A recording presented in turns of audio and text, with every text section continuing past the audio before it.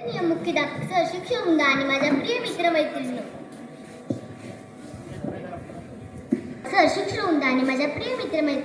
सर्वांना माझा नमस्कार. क्रांतीची मशाल पेटली, सिंहाची सिंह गर्जना गरजली. क्रांतीची मशाल पेटली, सिंहाची सिंह गर्जना गरजली. स्वातंत्र्याची नवी प्रेरणा टिळकांनी जनतेला दिली. नमस्कार. आज मी लोकमान्य बाळ गंगाधर टिळक यांच्या पुण्यतिथीनिमित्त माझे मनोगत व्यक्त करणार आहे. लोकमान्य टिळक हे भारताच्या स्वातंत्र्य लढ्यातील महान नेते होते. त्यांनी देशातील प्रत्येक भारतामध्ये स्वातंत्र्याची ज्वाला पेटवली. तसेच त्यांनी सार्वजनिक गणेशोत्सव, शिवजयंती हे उत्सव साजरा करण्याची परंपरा सुरू केली. त्यांचे जीवन, देशप्रेम आपल्याला प्रामाणिकपणा, मेहनत यांचा आदर्श शिकवते. आपणही त्यांच्या विचारांचे पालन करूया, चांगले नागरिक बनूया, जबाबदार विद्यार्थी बनूया.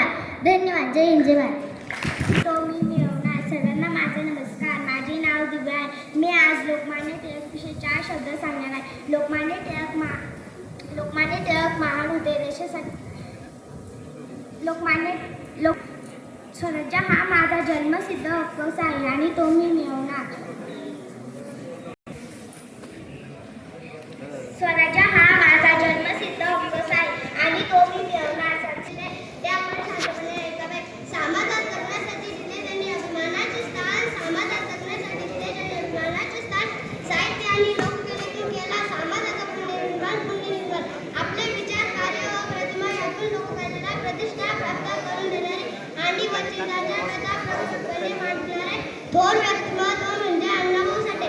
अण्णाभाऊ साठे यांचा जन्म 1 ऑगस्ट 1920 रोजी सांगली जिल्ह्यातील वाळवा तालुक्यात वाटेगाव या गावी झाला. त्यांचे पूर्ण नाव तुकाराम भाऊराव साठे असे होते व वडिलांचे नाव भाऊराव व आईचे नाव वालुबाई असे होते. जय हिंद, जय भारत. नाव आराध्य रवींद्र गवळी. मी आज अण्णाभाऊ साठे यांच्या जयंतीनिमित्त काही बोलणार आहे. शब्दांची खाण महाराष्ट्राची शान. शब्दांची खाण महाराष्ट्राची शान. बहुजनांची आन साहित्याची मान. बहुजनांची आन साहित्याची मान.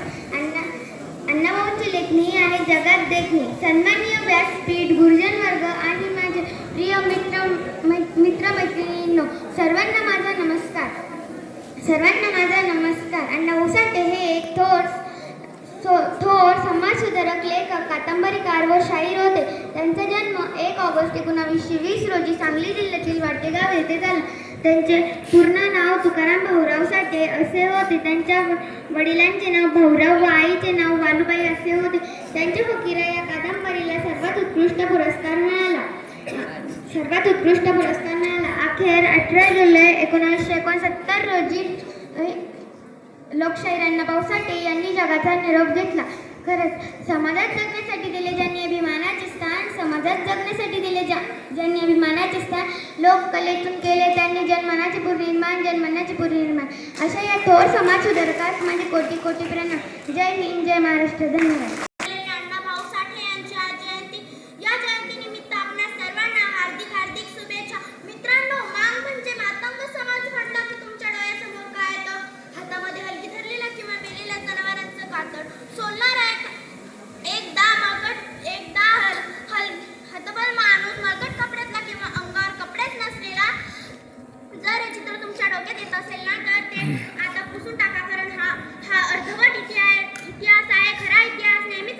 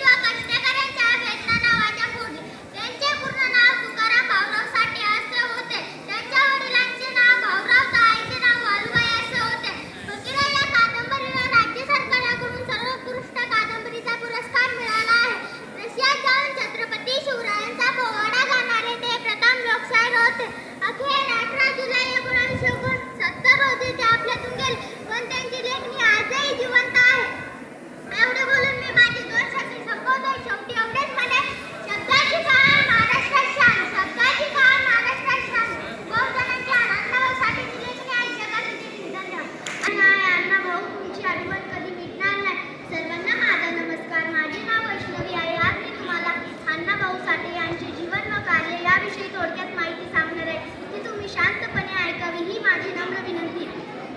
अण्णाभाऊ साठे हे महाराष्ट्रातील प्रसिद्ध लोकशाहीर होते.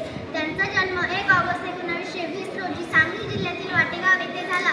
ते मातंग समाजातून होते. त्यांनी 30हून अधिक कादंबऱ्या व 10 नाटके लिहिली. त्यांच्या लेखनात शोषित व गरीब लोकांचे जीवन दिसते. फकीराई प्रसिद्ध कादंबरी राज्य पुरस्काराने सन्मानित झाली. ते कामगार आंदोलक आणि स्वातंत्र्य लढाईत सहभागी होते. त्यांनी पोवाडे, लोकगीते आणि कथा लिहिल्या. त्यांना लोकशाहीर अण्णाभाऊ साठे म्हणून ओळखले जाते. त्यांचा मृत्यू 1969 मध्ये झाला. जाता जाता एवढेच बोलले, गरिबांचा होता तो आवाज त्यांच्या लेखणीत होती गाज. गरिबांचा होता तो आवाज त्यांच्या लेखणीत होती गाज. शोषितांसाठी लढला खरा अण्णाभाऊ साठे चमकता तारा. शोषितांसाठी लढला खरा अण्णाभाऊ साठे चमकता तारा. धन्यवाद. होता तो आवाज त्याच्या लेखणीत होती गाज. गरिबांचा होता तो आवाज त्याच्या लेखणीत होती गाज. शोषितांसाठी लढला खरा, शोषितांसाठी लढला खरा अण्णाभाऊ साठे चमकता तारा. अण्णाभाऊ साठे चमकता तारा. सर्वांना माझा नमस्कार. माझे नाव आरती आहे. आज मी लोकशाहीर अण्णाभाऊ साठे यांच्याविषयी मनोगत व्यक्त करीत आहे. लोकशाहीर अण्णाभाऊ साठे हे महान साहित्यिक आणि समाजसुधारक होते. त्यांचा जन्म 1 ऑगस्ट 1920 रोजी सांगली जिल्ह्यातील वाटेगाव गावी झाला.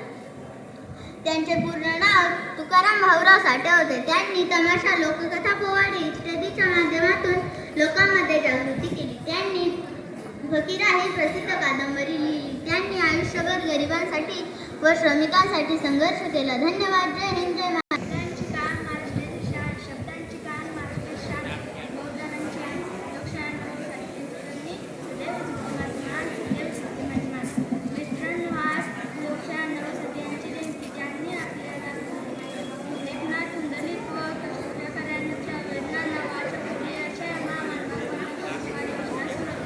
अनमोल ज्यांची वाणी प्रभावी विचारांची लेखणी. अनमोल ज्यांची वाणी प्रभावी विचारांची लेखणी. लोकशाहीर म्हणून कीर्ती इतिहासाच्या पानोपानी. लोकशाहीर म्हणून कीर्ती इतिहासाच्या पानोपानी. सर्वांना नमस्कार. माझे नाव शिवानी नंदकिशोर शिंदे.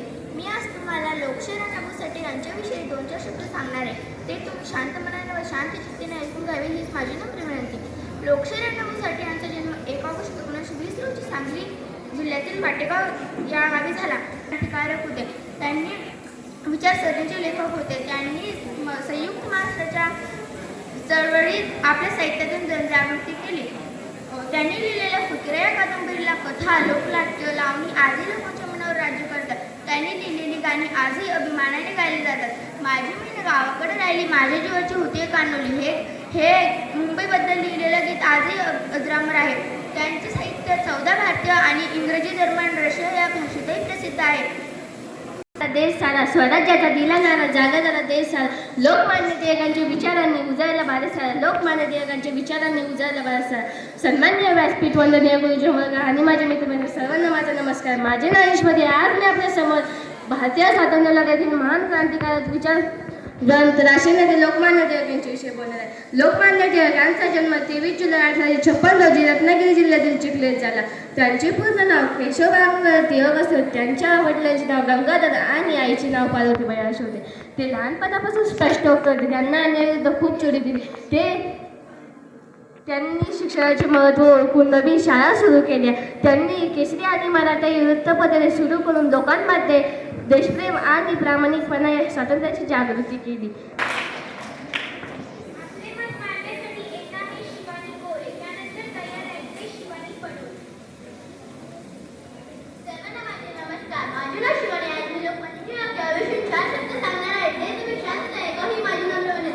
लोकमान्य टिळक हे महान स्वातंत्र्य सैनिक होते. त्यांचा जन्म 23 जुलै 1856 रोजी रत्नागिरी जिल्ह्यात चिखली गाव येथे झाला.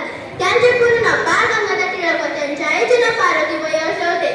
स्वराज्य हा माझा जन्म सिंधू हक्क आहे आणि तो मिळवण्याचा दर्शनाला त्यांनी दिला. त्यांनी सार्वजनिक गणेशोत्सव आणि शिवजयंती साजरी करण्यास सुरुवात केली. 1 ऑगस्ट 1920 रोजी त्यांचे निधन झाले. तो आमचा प्रेरणा दिन. शेवटी त्याचा तेवढेच मला